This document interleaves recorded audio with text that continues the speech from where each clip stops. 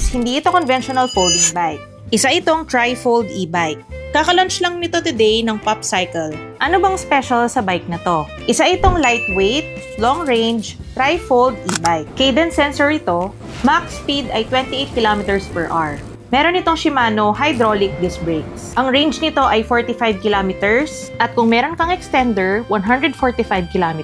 Ipapakita ko sa inyo kung gaano ito kadaling i-unfold at paano siya i-fold. Saan mo ba gagamitin ang ganitong klase ng bike? Halimbawa, yung pupuntahan mo ay malayo kung ibabike mo lang. Dito papasok ang bimodal commuting. Una, magbabike ka. Next, sasakay ka sa tren o kaya sa bus. Tapos, magbabike ka ulit.